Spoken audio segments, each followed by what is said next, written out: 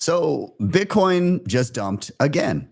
The headlines scream panic. The influencers turn bearish. And retail does what retail always does. They sell the bottom.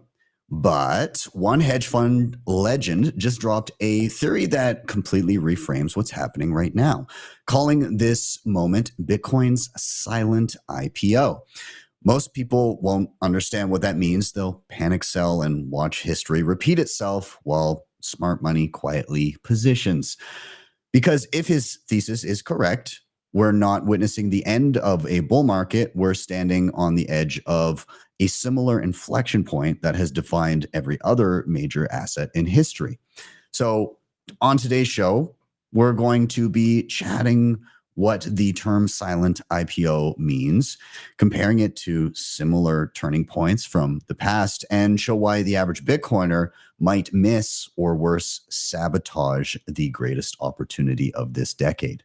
Today on Why Are We Bullish, to discuss this and much, much more, we've got an incredible panel of guests, not only building a brighter future, but also parenting the next generation of Bitcoiners. We've got Carla, the queen of Bitcoin content, with a moderately talented husband.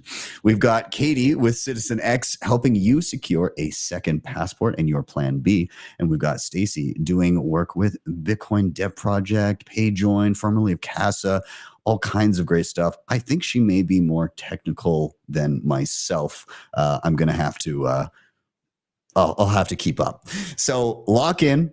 Drop a like on the video and stay tuned. You're not going to want to miss this one. I am Ben with the Btcsessions. This is your daily session.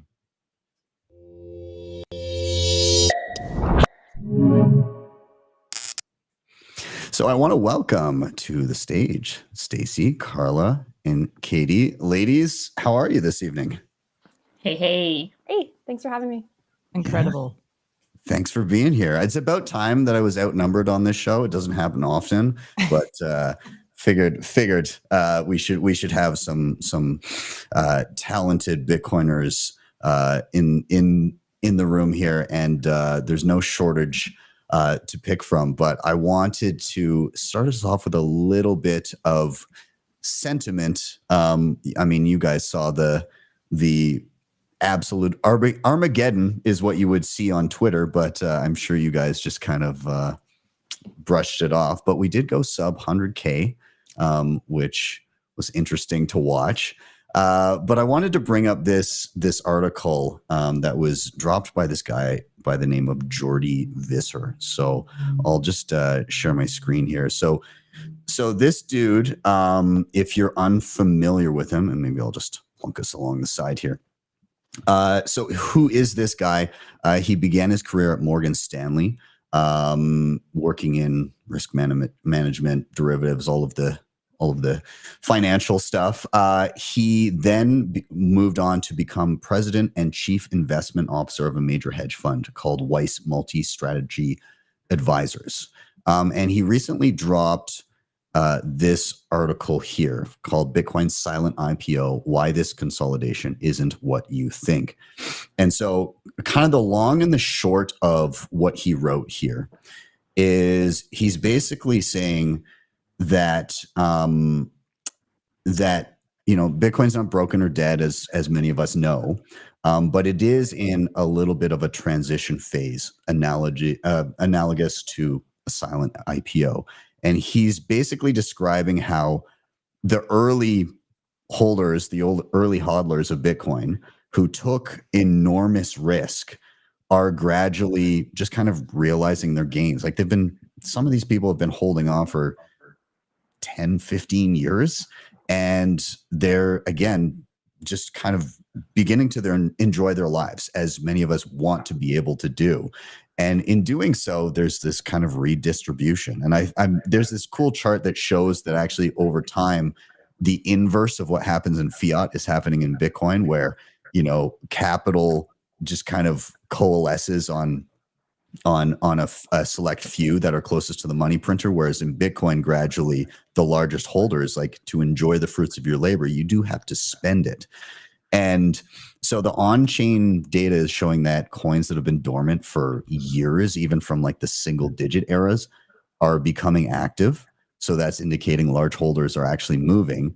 And meanwhile, of course, we've got all the institutional stuff. So the result is that price action, and I feel like most people would echo this, has been frustratingly sideways or muted because it feels like with all the good news constantly, it should be ripping. But it's just kind of this redistribution of people that, again, took this massive risk.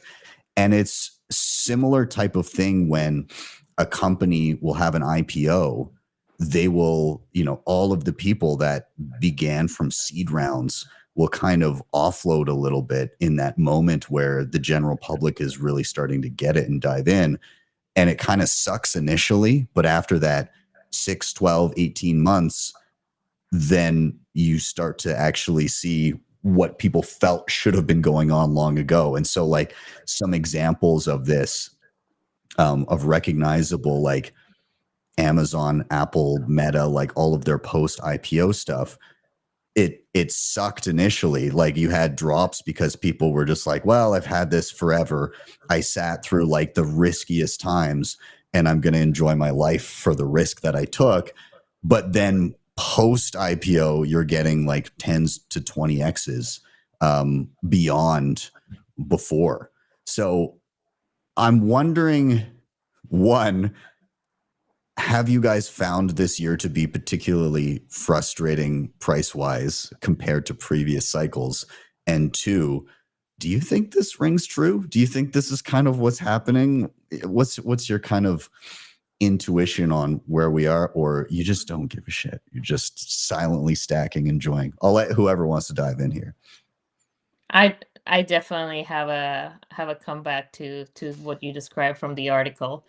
The pre-seed investors in the companies that go IPO sitting on absolutely illiquid asset. So they're forced hodl and they have no exit strategy. Like sometimes they're able to sell on secondary market, but that's a rare thing. Again, illiquid asset. All these hodlers that are realizing their gains now had to have the conviction throughout the year. So that's very different. They were sitting on a liquid asset they could sell at any point of their life, but the conviction was there throughout the year. So that's a very different sort of asset. And the investors are very different too.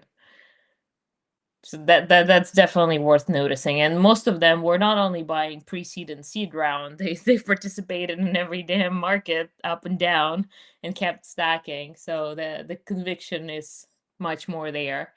But at the same time, I was wondering, how people who gradually get rich over time, they usually are able to access loans, financing, etc., because they're sitting on fiat terms, like they're earning in fiat, they can show fiat transactions.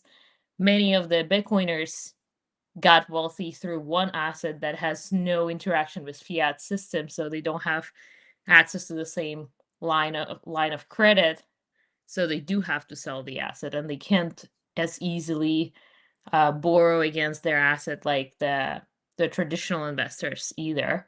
So yeah, the distribution will have to happen because the only thing we can do is sell in majority of times.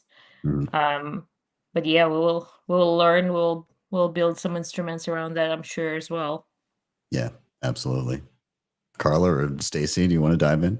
I am not frustrated at all. I think it's a good thing. I'm like a very big slow and steady wins the race gal.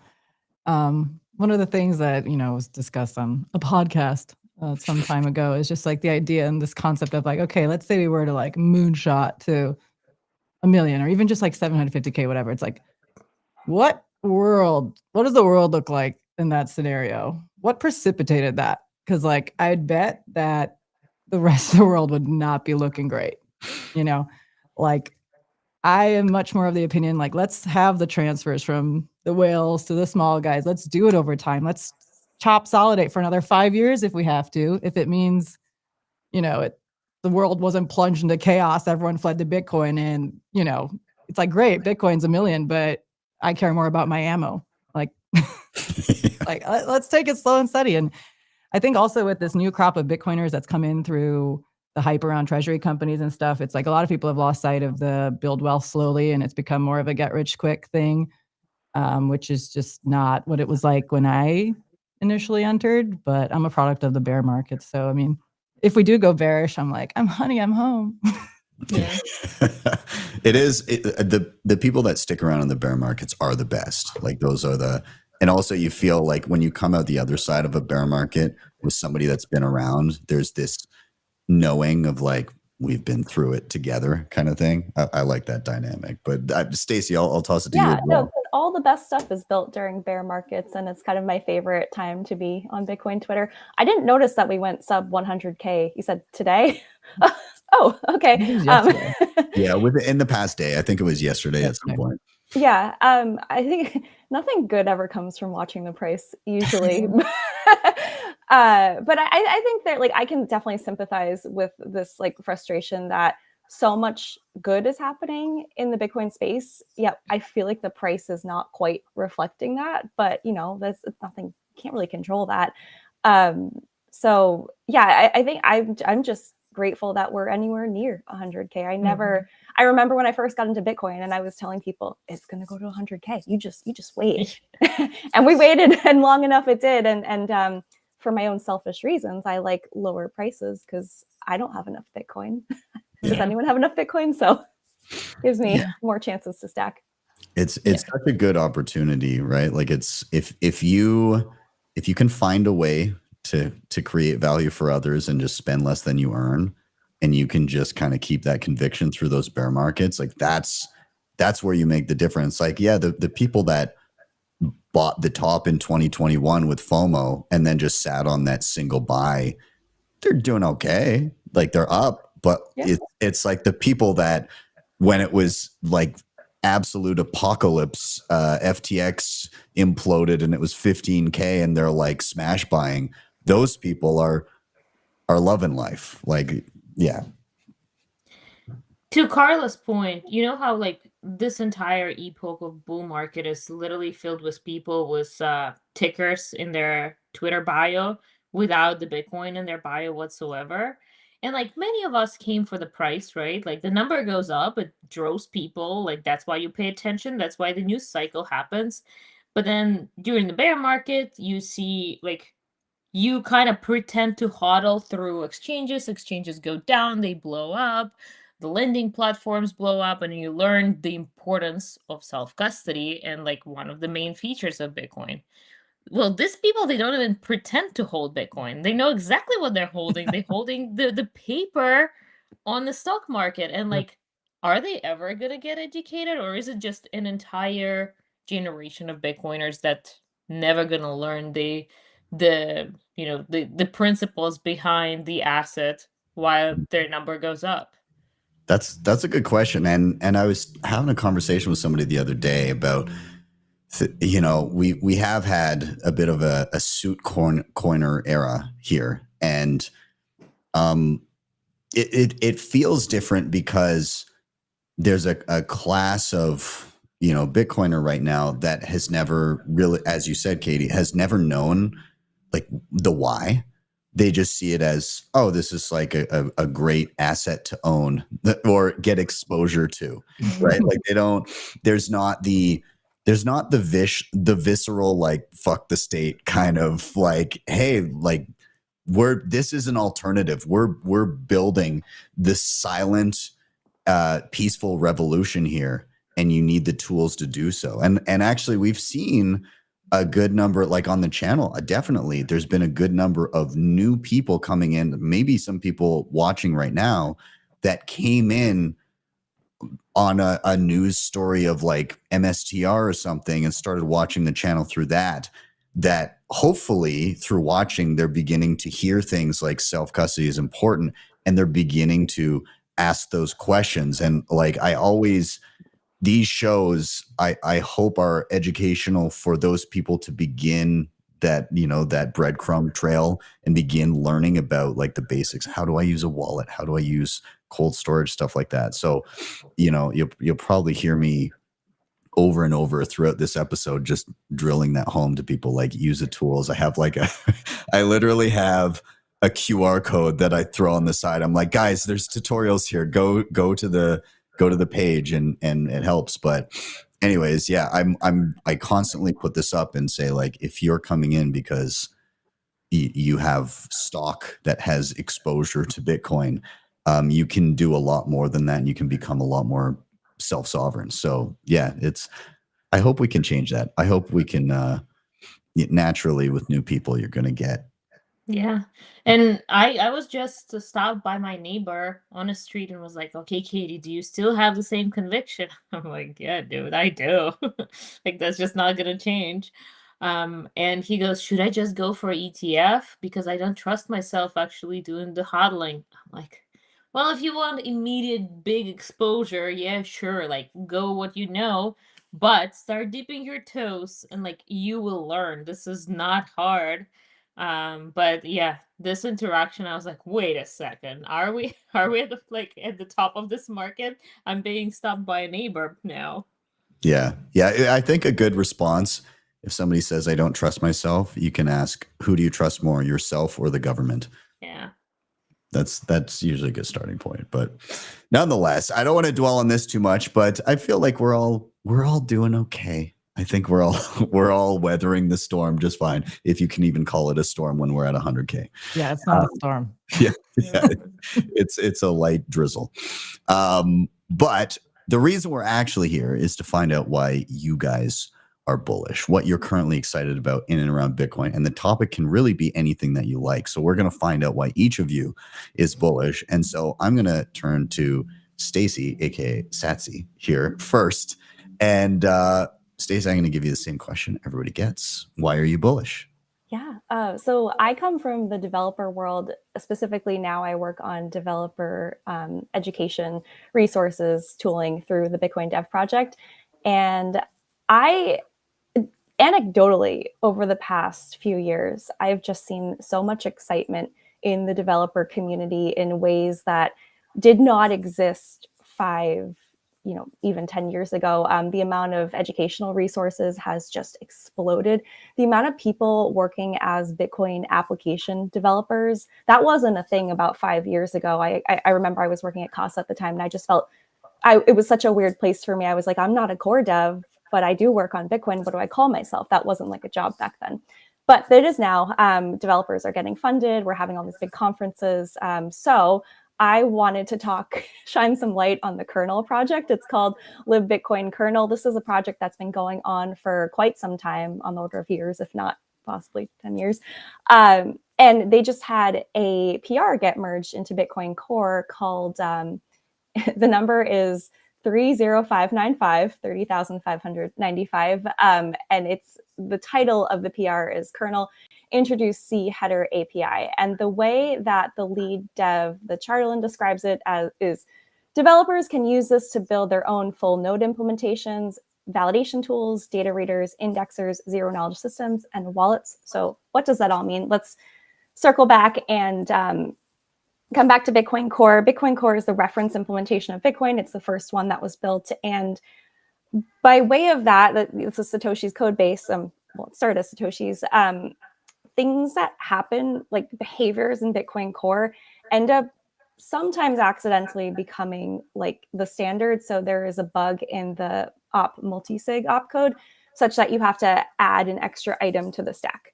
Now, the problem with that is it makes it really hard for other node implementations to exist because they have to behave exactly like Bitcoin Core, when in reality, we kind of just need them. We need to encapsulate all of the consensus logic and then make that reusable such that other clients can build on that. And that's exactly what the kernel is doing. Well, it's called Live Bitcoin Kernel, but a lot of people just call it the kernel project.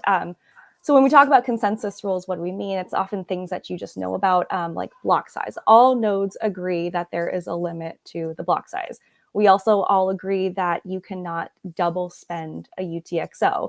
We agree that miners cannot create Bitcoin out of thin air, aside from the block subsidy. So this project is an example of one reason why in the developer world I'm really excited. I think that people are building a lot of great things. I think we will, as users, come to see them in the years ahead. But yeah, I just like from where I sit, I'm very bullish. So I've got a question here. When you say be able to create their own node implementations, all this kind of stuff, what do you mean by node implementation? Like, are you saying like their own client, or are you referring more to like an Umbrel Start 9 type deal? Like, what does that mean? Yeah. Specifically the software, not so much the hardware aspect, but right now although with the whole like knots discussion, we're seeing a lot of people running knots as well, but knots is based on Bitcoin Core. Most people are running the Bitcoin Core software if they say they're running a Bitcoin node, no matter if that's like an Umbrella or a Start 9, or they could be running knots, which is, again, based on the same code base. There are a couple other implementations like BTCD, which the folks at Lightning Labs maintain. So if you're running an LND node, you're probably using that. There's a library called Bcoin, there's the Bitcoin kernel, but there's just not a ton of variety. And I think it would be very good for the ecosystem to have some variety. The developer working on the Bitcoin kernel, he's actually working on a Rust implementation of the Bitcoin protocol. And earlier this year, there was a participant in Chaincode Labs' BOSS program that actually wrote a wallet against the kernel and used that for the consensus. So when I talk about it, I mean the actual software itself. So this would be something that makes it simpler for there to be more alternatives to running core then. Yeah, absolutely. Because there's a lot of stuff in core that like doesn't need to be specific to Bitcoin. Like when we talk about the peer-to-peer layer and how nodes handle like the networking and like what they do with messages. Yes, they all need to speak the same language, but they don't have to do things exactly the same. Or like fee estimation. Like if you don't like Bitcoin Core's fee estimation, you should be able to write your own client that does it a little bit differently, or the block template construction, stuff like that. So I do find this very interesting in that on one hand, and are we gonna dive down this? Jesus, I'm hearing knuckles cracking, ready for keyboards to be typed on in the chat. Nonetheless, okay, so it's funny because on one hand you have a recent the most recent version of core that as in a negative sense caused a number of people to run an alternative implementation, and where Bitcoin Core was 90, most it was like high 90. 97. I checked it literally the day that for other reasons I checked it, and it was 97. Yeah. And now, and I don't know the exact like how many of these are just spun up for whatever, but if you look on like some of the stats, it might be like 80-20, somewhere in that range, give or take a few percent back and forth. But the long and the short of it is one added function or change to the defaults resulted in a very vocal group of people wanting to run an alternative implementation. But what you're saying is that now this has been also like the ability for more people to more easily create other alternative implementations to Bitcoin Core has now just been merged. And when I look at something like this, I think it's a great thing that we have multiple implementations in the long run for the risk of, if one implementation were to do something really, really, or to try to do something really out there that changes the consensus rules. If there's one main implementation that is overwhelmingly run by everyone, it's more likely that a bad decision could get through. But when there's many, when you're talking with the main kind of like consensus rules, not only do you have to convince the people to upgrade to the latest version of the current implementation, but you have to also convince the other implementations to change that consensus level change, like when it comes to like hard forks. So I think it protects Bitcoin from ultra contentious potential hard forks in the future. Is that, am I off in left field, or is that okay? Yeah.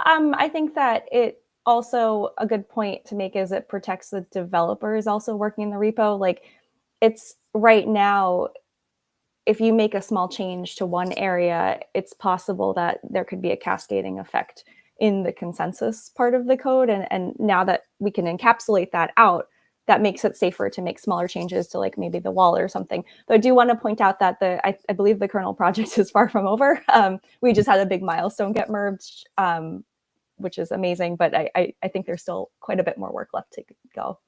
That's fair enough. But I mean, that's really cool.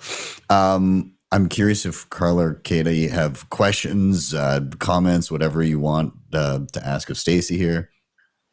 So considering that any implementation, like let's say I build my own node, I obviously have to participate in the same sort of transaction, and that can be changed. But like, how can I reject something? Like, can I only route transactions that come from legacy addresses or things like that? What can I actually do to like be different kind of node and not participate in your sort of transactions? Yeah, so the idea is that like there are certain rules about the Bitcoin network that we all agree on, like block and transaction validation, that basic stuff. You wouldn't, if you were using the kernel, you would be agreeing to all those things, which is kind of what you want to do.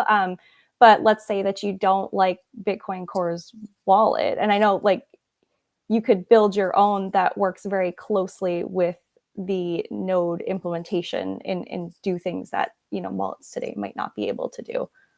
So it's about like it's less about changing any of the, like, I feel like if people were to try to make consensus changes, it would still kind of all consolidate in the kernel. Like that would be the discussion space for it, but it's like everything that's auxiliary to that Bitcoin Core does at the moment that people kind of want to change or make different and unique to their own implementation.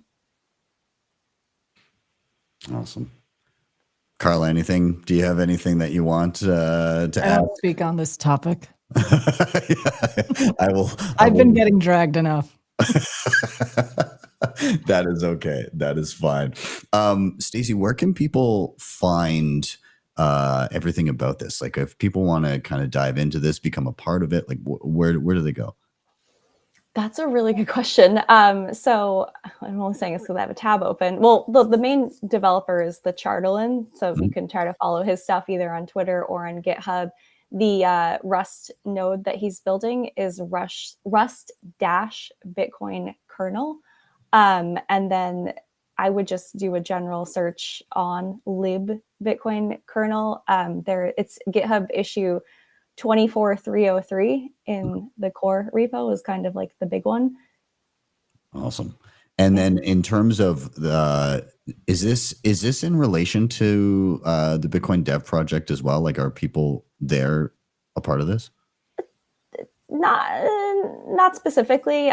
We do kind of direct people if they're looking for something to work on. This is definitely something that we say. And actually, to my knowledge, the kernel project has gotten some more contributors over the last few months. Sorry, just to correct it, the newer issue is 27587. No, in general, with the Bitcoin Dev project, we kind of show people different open source Bitcoin projects they can participate in. So this would come up in a discussion like that. Okay, awesome. Well, we'll link it down below and everything. But yeah, I mean, this was I'm glad to hear that even despite the Twitterverse panicking about many things, there's always positives happening in the background. Builders are building for a better Bitcoin. So I love to hear it. Thanks for that, Stacy.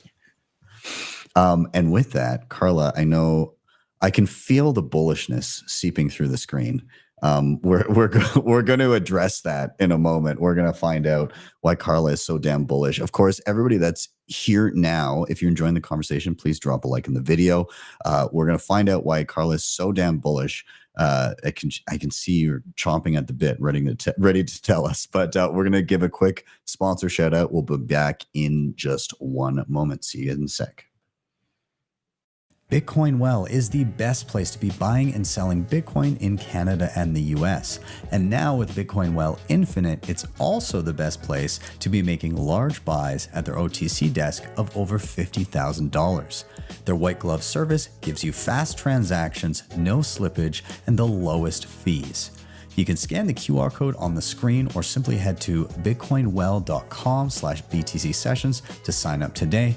And you can share your own personalized referral link to earn commissions.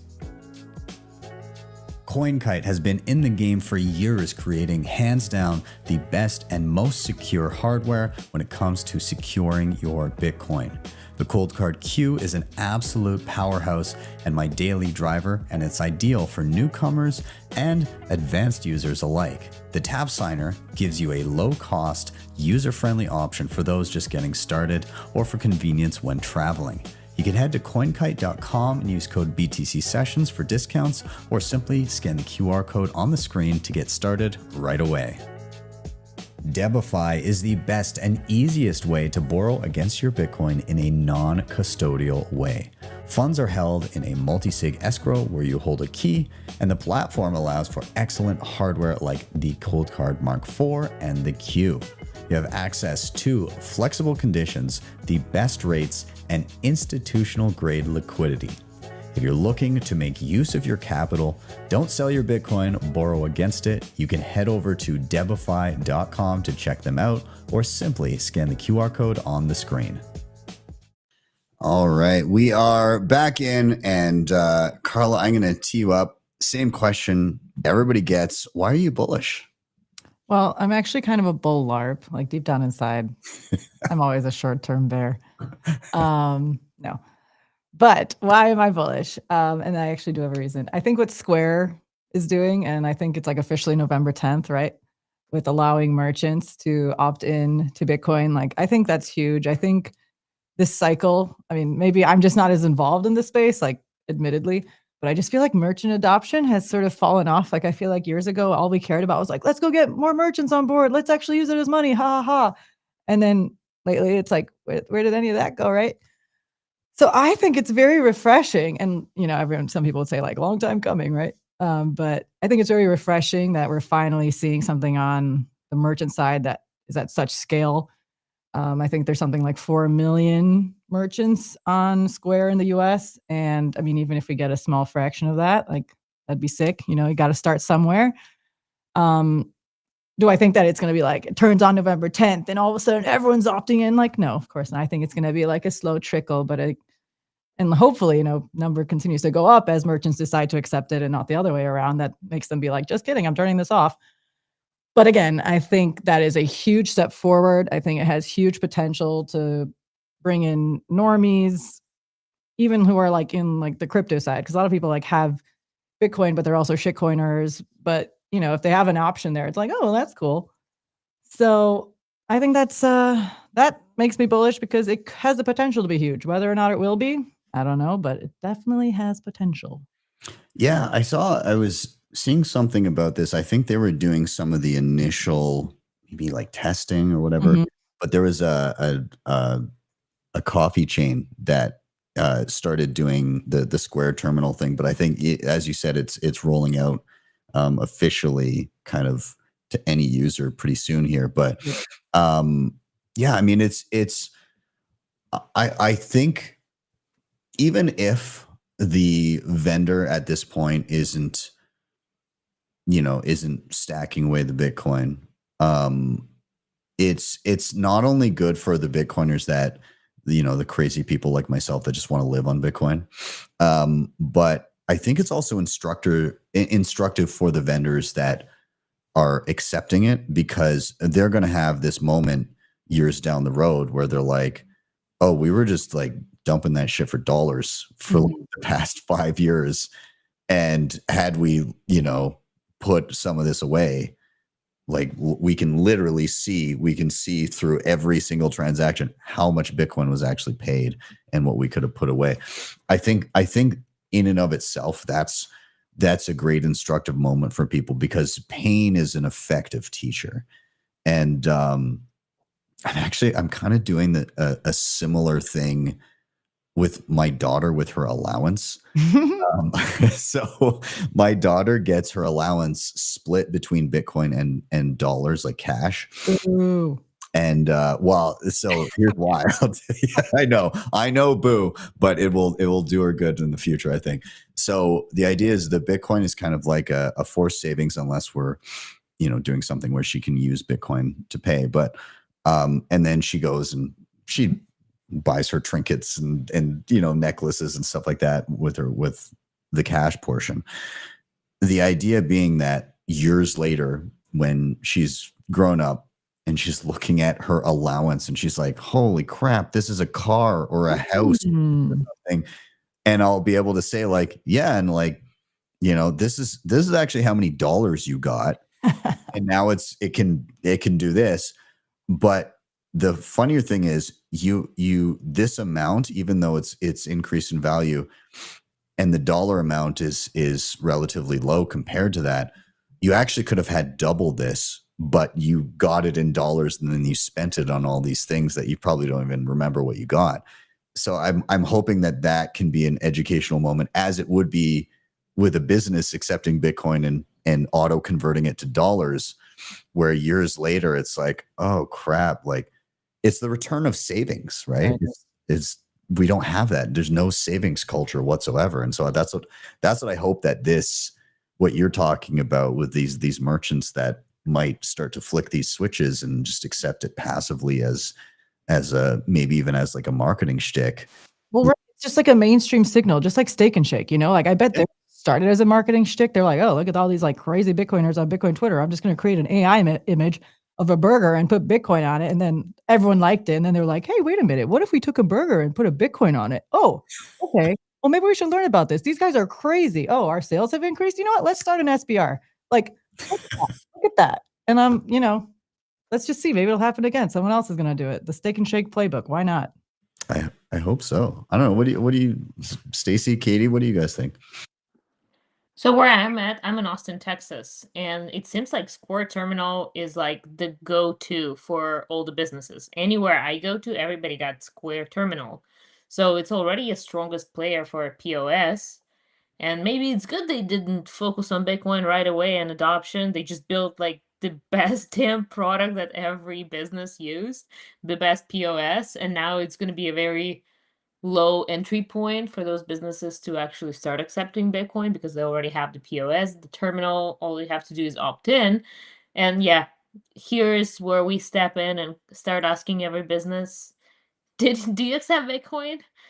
Because if they hear it enough times, they will, because again, the entry point is so low now for them.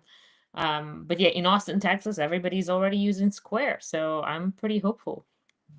That's great. The best part too is if they start doing that, not that I want Jack and Square to hear this, but like at some point, somebody's going to put together, like if a whole bunch of their sales are coming in through Square terminals in the form of Bitcoin, and then they start seeing like, oh, well, Square's scraping a fee from this.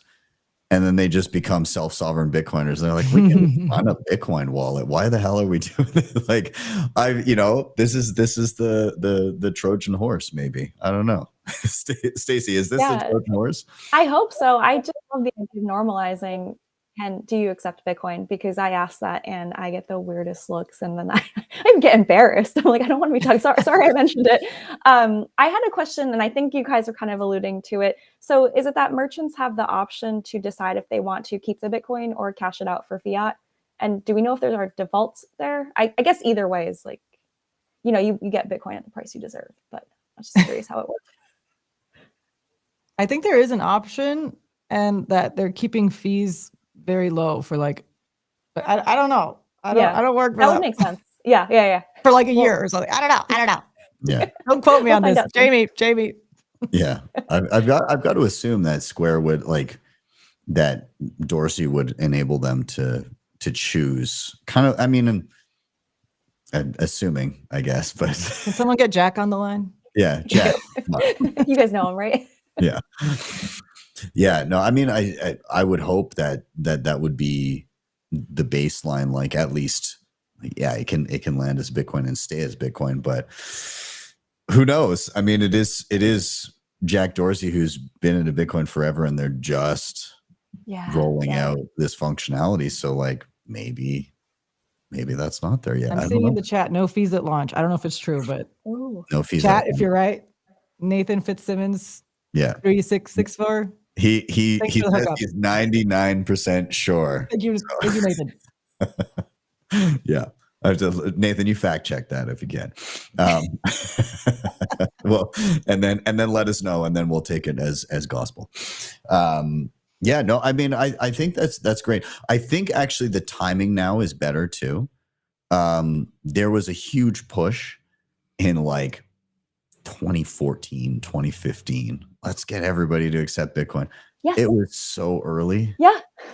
It was so ill-conceived too, because like what ended up happening, it's like block size wars and lightning and all of that shit. And so then it's like you then have to go back to the merchants and be like, all right, so here's the deal. We're building an entirely new monetary system, and actually you kind of entered on like the global settlement layer, so like we're literally watching like all of the layers atop be built, and so you have to then update the merchant as each thing happens and try to explain the monetary base, and then like the fast payments, and they're like, I can't with it. Oh, also, we split into two different currencies, and both sides are arguing that they're the real Bitcoin, and then the other like real Bitcoin split into two other real Bitcoin. Like, imagine going through all that shit in like 2017 after you onboarded somebody like a year ago. It would have been a nightmare. Yeah. Yeah, we don't do ourselves many favors in Bitcoin, but hey, that's all right. It's so early. Yeah, exactly. But I do feel it makes sense now, because also back then it was all marketing shtick, right? Like it was like Dell and Microsoft, like they didn't give a shit about Bitcoin. Like they're like, we want to seem cool and hit. It's like the Steve Buscemi "Hello, fellow kids." Like it was that, and unsurprising to anybody, they all turned it off eventually. And so maybe is this time different? I don't know. We'll see. We'll give it some time. Yeah, I don't know. What would be your choice of if there were to be another mechanism for people to pay in Bitcoin other than obviously just directly accepting Bitcoin? What would be the next best thing next to Square to enable it? I mean, probably Square just doing it through PNC. Through what? What's the thing that we have in our phones that allows us to do NFC? pay and stuff? NFC? And NFC, yeah, NFC. Okay. What was your abbreviation? PNC, it's a bank in the US. Yeah, fair Close enough. enough. Yeah. Okay. All right. Yeah. Did PayPal ever offer Bitcoin support? I know they were doing some stuff with it, but I think something to make it easier for merchants over. It makes no sense to me that like more merchants online don't accept Bitcoin, the currency of the internet. PayPal's been so anti-Bitcoin over the year. They've done so much bullshit, like just shutting down account. Like I've had like account flags and all kinds of crap on PayPal. At this point, if somebody wants to pay me in fiat in any form, I charge like a 15 to 20% premium. It's just like, Yeah. I thought we all canceled PayPal. yeah, exactly. I remember when we all canceled PayPal. They canceled me. Yeah, I think exactly. they canceled most of us. No. Yeah. Yeah. We are a suspicious bunch, so makes sense. Yeah, I mean, I'm hopeful. I think the number one thing that, well, I won't say it yet because we're gonna find out why Katie's so bullish in a moment, and I think it very eloquently ties into what we're talking about right now. But we're going to jump out. We'll do one last quick sponsor shout out. If you guys are watching, if you're enjoying the conversation, please do drop a like on the video. And yeah, we're gonna be back in just 1 minute, and we're gonna find out why Katie is so damn bullish. See you in a sec. Looking for a simple and secure way to manage your Bitcoin on mobile? AQUA Wallet has you covered. It's user-friendly and puts you in full control of your Bitcoin with secure self-custody. AQUA also supports Lightning and Liquid Network, making fast, cheap Bitcoin payments and asset transfers easier than ever. Plus, it even supports stablecoins, giving you ultimate flexibility. Built on open source code, AQUA is transparent, trustworthy, and perfect for beginner and pros alike. Ready to upgrade your Bitcoin experience? Click the link in the show notes or scan the QR code on the screen now to download AQUA Wallet today. Securing your Bitcoin doesn't have to be complicated or invasive. With NUNCHUK's HONEYBADGER plan, you get state-of-the-art multisig with built-in inheritance planning and no KYC required. NUNCHUK is trusted by users to secure billions of dollars in Bitcoin. The HONEYBADGER plan offers 204 assisted multisig, guiding you step-by-step on mobile or desktop. It works seamlessly with hardware wallets like TapSigner, Coldcard, Jade, and plenty of others, so you're always in control. Plus, with non-KYC inheritance planning, you can ensure your Bitcoin goes to your loved ones. No private info needed. Take control of your Bitcoin today. Click the link in the show notes or scan the QR code on the screen to check out the HONEYBADGER plan. All right, we're back in. And Katie, I'm going to toss it to you. Same question everybody gets. Why are you bullish? I'm muted, actually. I'm muted. Well, first, I'm bullish on all of our husbands doing the bedtime without us. So shout out to them. Nice. But what I wanted to talk about today is I just got back from El Salvador, and I stayed for 2 months almost at Bitcoin Beach, which is the greatest Bitcoin circular economy right now in the world. And I've been there before. I've paid in Bitcoin before, but this time I spent like a serious amount of time there to actually go ahead and meet locals and interact with all kinds of businesses, all kinds of people, entrepreneurs, etc. And it's settled with me that it's truly a circular economy to such an extent that it blows my mind. Like the one experience that was the most crazy one, me and my husband come to the beach. He goes take a surf lesson. I'm in a bathing suit. I don't have a credit card. I don't have cash, and I'm hungry. I'm pregnant. I need a coconut. So I come to this lady who's like in her mid-60s probably, and she sells coconuts that she probably got for free somewhere in a forest. And I'm like, "Do you accept Bitcoin?" She's like, "Yeah." And that moment blew my mind. Just like random lady on the beach with 6 coconuts trying to sell them for $1.50. And I was like, man, this is truly such an orange-pilled place, and they did such a great job. And with Bitcoin adoption, it really doesn't go linearly, like 1 people invites 2, 2 invites 4, etc. It feels like there are this big black holes of people. Like Twitter is one giant black hole that sucks people in, definitely, and we are radioactive.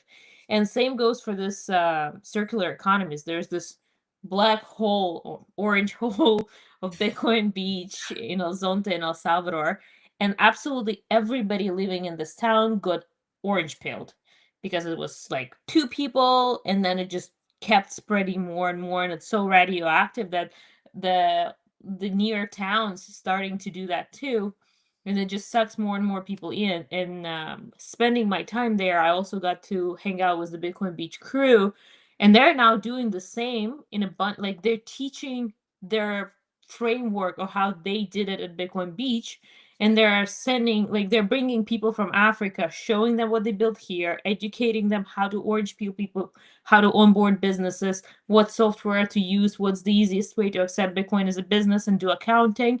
And then those people go back and start building their circular economies.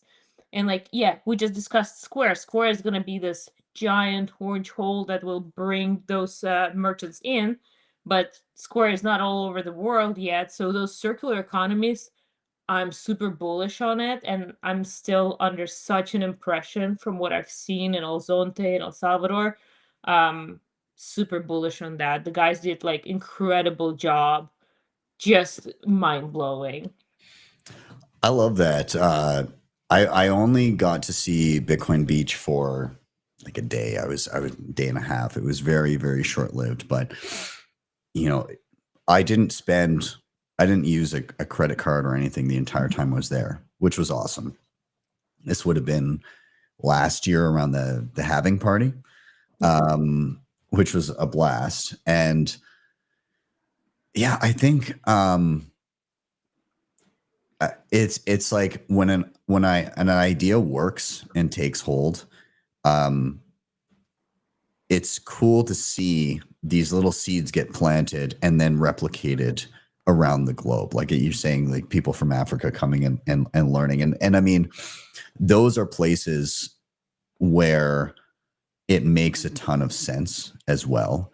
From multiple perspectives. Like one is like you're just cut off from banking, and so there's no opportunity. But also a lot of the times there, the currencies are crap. The oftentimes it's quasi tyrannical governments too. Like there's a lot of in my doing work with like Human Rights Foundation, there's a ton of African communities that come and they're learning it. Oh, how do we use Bitcoin for this? Like our government shut down our bank accounts because we protested. So if they even had one. And so yeah, I love seeing the different ways. And on top of that, Bitcoin Beach is a unique beast in that one, like the way that it happened, just some anonymous Bitcoiner like, yo, I'll donate a bunch of Bitcoin, but you have to use it for this. I want you to see if this will work. And years later, it's actually happening. But it's unique in that, this is a small town. And so it is possible to go person to person, shop to shop, and try and make that work and see if it's possible. But you're also seeing efforts in large cities too, and that's like almost like an entirely different beast, because it's one thing to say, here's the main strip of merchants and we'll just hit every place down this block and really push and try and make it happen. But when you've got like a diverse group of Bitcoiners in a city of 1 million plus, it's like, how do you tackle that? Do you go after brick and mortar? Do you try and just create like a network of Bitcoiners that know each other and then grow from there? And like, it's so different from place to place, but people want it to happen and they're making it happen. Lugano is another example. Carly, you were just in Lugano. It was. What was your experience there, like in terms of Bitcoin? I know it's not every shop, but like, did you find some places? What was it like? Well, I spent it mostly at the conference because I really didn't have time to do anything outside of it. Fair. MC'd one day and then I had little guy with me the other day. So Yeah. didn't have much of a shopping spree. Yeah. But yeah, I mean, hundreds of merchants are accepting it all over the city from, what I heard other people doing. And I mean, the mayor is just really cool. Like his enthusiasm for the whole project is just like so refreshing to see. Cause I mean, again, I had never even, not that this is saying much, but I'd never even heard of Lugano until, all of this happened. And just like with El Salvador, it puts places on the map. It brings people that would have otherwise never gone there and spent money there without having adopted some sort of Bitcoin strategy. So, yeah, whether you're in Latin America or Switzerland, like it's awesome. It's representative of the whole system, I guess.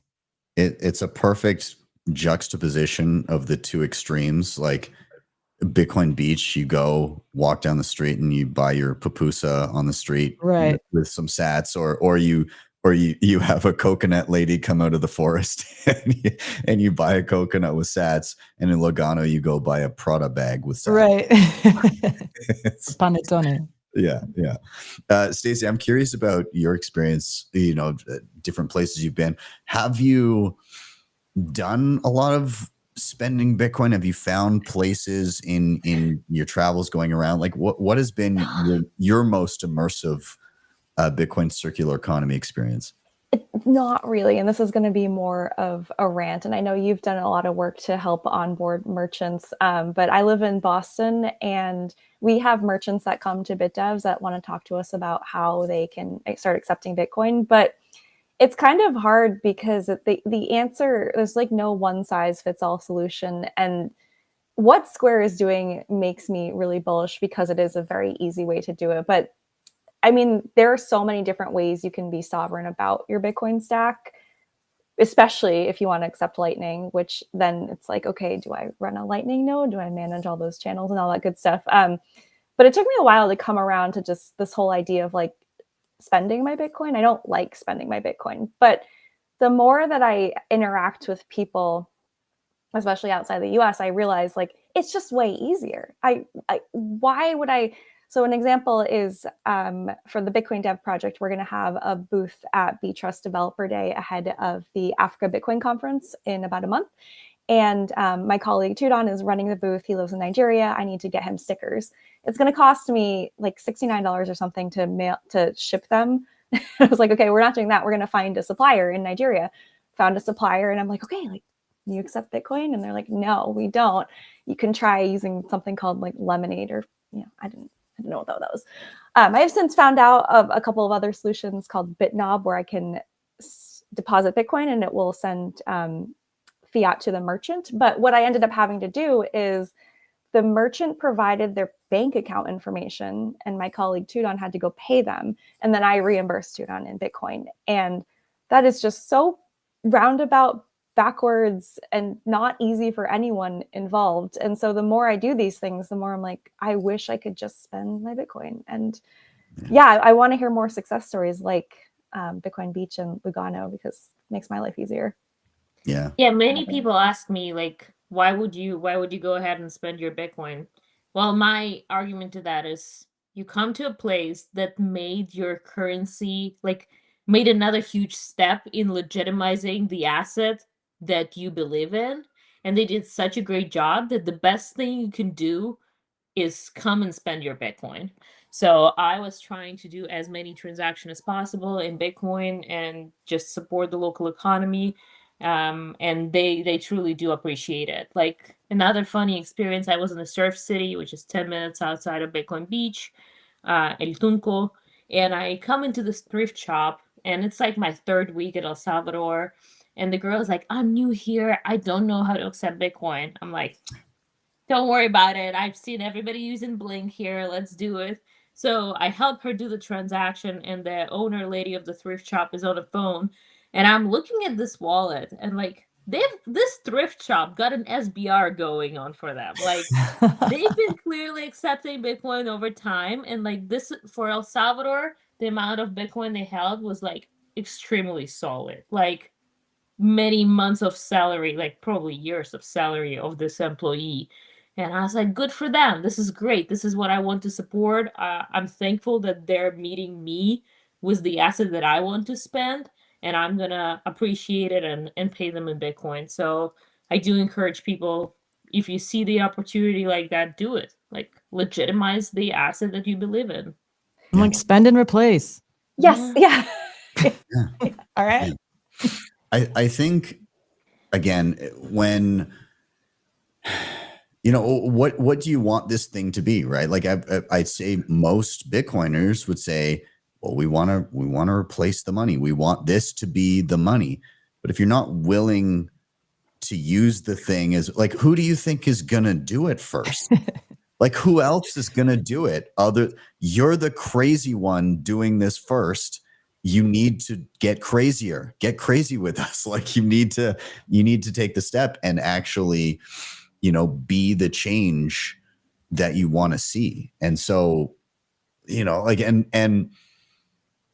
I get people, they get paid in dollars, and then they carve out some of their dollars to buy Bitcoin and they save it and everything like that. But like, yeah, as Carla, as you said, spend and replace. Or if you're an insane person like myself, just stop having dollars. Then you have to spend your Bitcoin. And it does an interesting thing to your brain when your money is just Bitcoin. It also makes you more carefully consider like what you're buying, right? Like, are you going to get the trinkety crap that you're going to replace in a year? Or are you going to get like maybe the more expensive thing, but it's going to last you an entire lifetime? Like I tend to lean towards the quality. Yeah. And then furthermore, we've seen in fiat land, the trajectory is progressively worse products over time, less bang for your buck, always. Shrinkflation, quality of the thing, shit falls apart, your food is garbage. But in Bitcoin land, there's an ethos of trying to create things of quality that last. Not always, like, yeah, there's still going to be trinkety crap that pops up, but like, who do you want to support? If you find somebody accepting Bitcoin that is also creating something of quality, it's important that you support them with the money that actually will allow them to function into the future. If that merchant that's creating something of quality gets paid in Bitcoin, is able to spend less than they earn and save, then that gives them a runway to continue creating quality products. Whereas if you're like, oh, I'm just going to spend my fiat on the shitty fiat stuff, then you're unintentionally potentially putting the person creating quality products out of business, so there's no good things to buy. You like it's on us as the people that are participating earliest in the better money to make sure that people creating the better stuff can continue to do that. Sorry, rant there, but I did want to also say, in terms of the whole circular economy thing, if this is something that's not where you are, then again, if not you, then who, right? Start with the Bitcoiners. Go to the meetup. If there's a meetup, if there's not a meetup, start one. But if there's Bitcoiners in your area, you guys already know it's better money. You already take some of your dollars or whatever local currency and buy Bitcoin with it. Why not cut out one of those steps and accept it as money yourself, but actively tell people about it. Go to the meetup, not just once. Don't just slap a sticker on a window and think that people are just going to flock to your location. Like, regularly interact with the Bitcoiners and say, oh yeah, like if you ever need this thing, come to me. I accept Bitcoin, and vice versa. Like, ask at the local meetup, what do you guys do? Like, would you accept Bitcoin for that if it's useful to you? That's kind of like, that's the approach that we've taken in Calgary so far, where I live. And so far, so good. Like, we run a market a couple times a year. If I have, I'm gonna, one sec here. So yeah, we have this is, and Stacey, you know Art, but he's been integral in helping me kind of spearhead this thing. But we just created a local market here in Calgary, and we just went to the meetup and did exactly what I described. Okay, we all know Bitcoin's better money. You guys all have skills and businesses. Like, let's all accept Bitcoin and come together once in a while, but not just at the market, but in between markets. If there's somebody that has something that you regularly need, use them, spend Bitcoin. And so we're actually doing another one coming up December 12th. So we're doing a Christmas market. But we get all kinds. We get like farmers with beef and chicken and eggs. We get like tradesmen, like people who do flooring and roofing.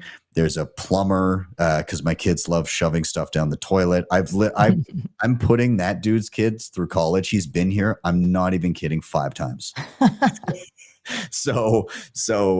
there's all kinds of personal trainers. There's a chiropractor joining us this time. There's a whole bunch of stuff that we just aggregated either directly through the Bitcoiners just locally, or kind of like a 6 degrees of Kevin Bacon. Hey, I'm looking for a chiropractor. And somebody's like, well, I know a guy, he's not a Bitcoiner, but like, I'll ask him if maybe he'd consider coming. And then it sparks this curiosity. And we've, every market we have, I don't know, 40, 50 vendors, something like that. which is solid. And we're spread out amongst a city of 1 million people, but like we have a network beginning. So I think this can be replicated in large cities. And if you're in a small town like in El Zonte, just walk down the street, start knocking on doors. I think it's I think it's worth doing. So yeah, I don't know. Any final thoughts, Katie?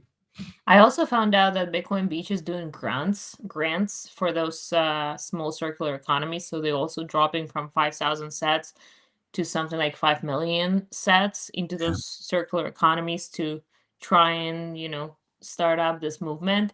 So they go ahead, they'll teach you how to orange peel people, they'll teach you how to jumpstart this circular economy, and there will be a grant to help you get that done. So just absolutely God's work. I definitely support that. Hell yeah. Love to see it.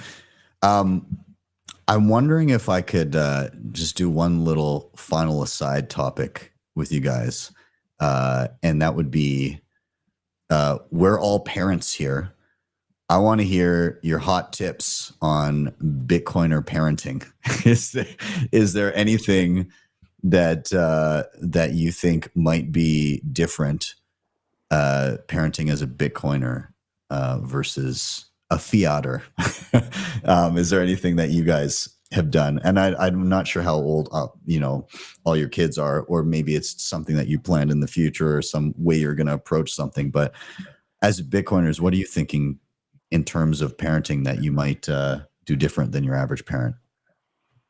I'm in the trenches of it. I'm 30 weeks pregnant. I have a 3-year-old. I have a 1-year-old. And it's important to remember everything is a season. So just like bull market, bear market, you know what you're doing it for. So same goes for parenting. Yeah, everything is a season. Somebody might be not sleeping. Somebody is potty training. Things might be hard. Everything is a season. Try to enjoy it as much as you can. Bear markets are good for stacking. Bull markets are good for writing. So just same thing. Sometimes things are hard, but you know what you're doing it for, what you're doing it for. So that's why I'm on kid number 3 in one Bitcoin epoch. Because why not? That's a bullish epoch. I like that. How long can I keep doing it? I don't know. Go ahead, Stacey. Yeah, my kids are 2 and 4, so we're just getting ready to start thinking about kindergarten next year. And for me, I have found so much support in the Bitcoin community in terms of parenting. And I mean, Katie, you're talking about homeschooling all the time. Like, I just, compared to the people outside of Bitcoin who I talk to, maybe I haven't found the right community. I know that Massachusetts has homeschoolers. It's not as popular as other states like Texas, but it's just like, I tell people like, oh yeah, we're going to homeschool next year on the playground. And like, it just gets weird. They're not like, the vibe is just off. And so while I don't have advice to Bitcoiners for parenting things, if you are a parent, I would say go to the Bitcoiners, because like a lot of ideas that have come out of the Bitcoin community, the Bitcoin parent community, have been really valuable to me, and I'm appreciative of that support. And everyone on this call, parents who I've all talked to separately about this. Carla, how about yourself? I actually had to think about this one, but because my guy's only 2, but I think it's personal responsibility, right? Like, no one cares about your kid more than you do. No one cares about your Bitcoin more than you do. So it's on you. Do the work, trust yourself, and don't expect, like, yeah, you can like listen and take advice, but don't trust verify, and do it yourself. Trust yourself, but learn first. I love it. Katie, how old did you say your oldest is? 3. Holy crap. Yeah, that's exactly where we at. Holy crap, everywhere. Lots of potty training going on. That's dedication, my friend. Wow.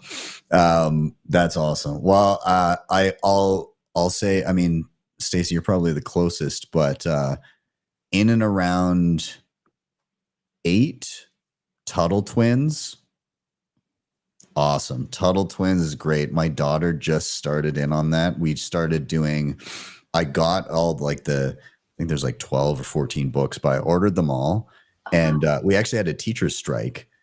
So I was, my wife was doing a bunch of stuff. So Lisa was at home with our daughter a bunch, kind of trying to cover like the core subjects and stuff. But there were a number of days where we got to kind of do stuff that I was like, okay, here's what we're going to do here. And I just started with a couple of the Tuttle Twins books, and we just sit down, we read the book. And then there's a lot of the cartoon episodes that are on the same subject matter as the book. So like one of the first ones was just in and around like the law, and that was interesting. And there's another one about the money. And so we would read the book and then we'd watch the cartoon afterwards. And so it's like a little like reward of like, okay, we get through the book, and like was even into the book, and she'd be curious and asking questions, but then we get to watch the cartoon afterwards. And she actually she began to really internalize. I was surprised lesson wise that she would understand a core concept. Like I asked her, what would you think if the government promised you a whole bunch of free stuff? And she said something to the effect of, well, they have to get the stuff from somewhere. So that means somebody had to like make the stuff. So like, are they taking it from other people? Or, and so it's like, it's piecing together just like core concepts of like, shit just doesn't come for free. Like somebody somewhere did work to make that thing. And so like, they're so good at distilling that type of information in a digestible way. So anyways, Tuttle Twins, if anybody watching has not heard of Tuttle Twins, books and cartoons, incredible stuff. Nice. I'll check them out. I've heard of them. I've never watched their stuff. I just love that people are making this. And I am very curious to see how this generation grows up on the Bitcoin standard, like that has grown up on the Bitcoin standard, how they react to it. Because for us learning about Bitcoin, I felt like for me, at least, it was such a change to my current like model of how money works and what the government does. And for these children who have nothing else to hold as a frame of reference, I'm curious, will they be a generation of self-sovereign individuals? Maybe. I hope so. Well, I mean, thank you guys for the additional family tips here. I'm sure there's going to be many future parents, even watching in the chat and everything, that will be able to glean something. And for all the other thoughts on everything we discussed today, I'll quickly just go around and ask where, if you want to point people to anything to check out, then please send them that way. So Stacey, I'll start with you. Where can people find you? What do you want to point them towards?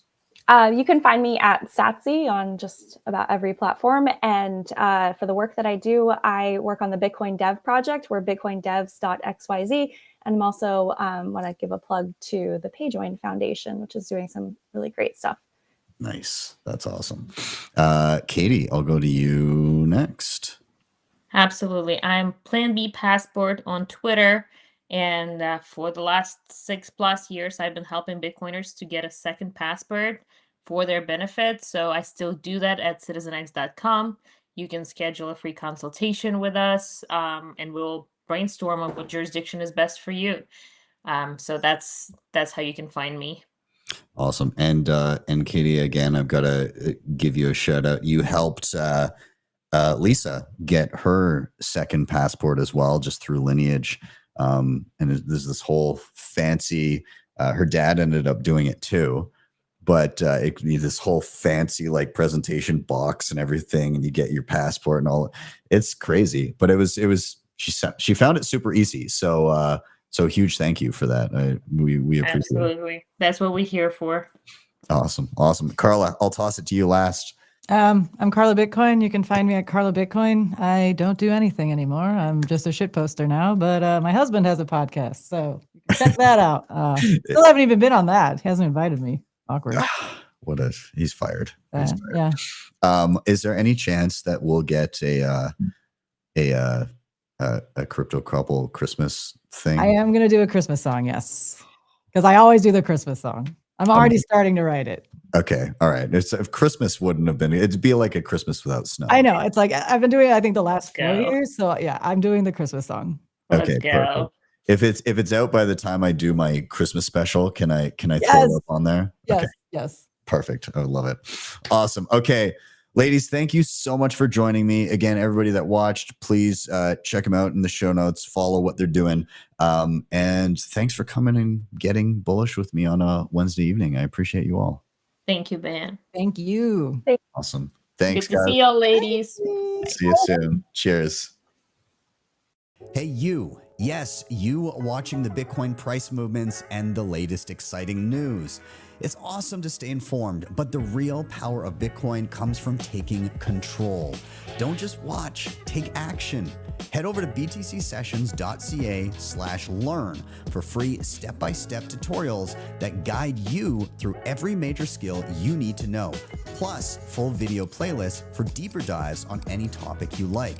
And if you're ready for the ultimate fast track, scroll to the bottom and check out bitcoinmentor.io for premium one-on-one experience with my team of Bitcoin experts to ensure you get it right the first time.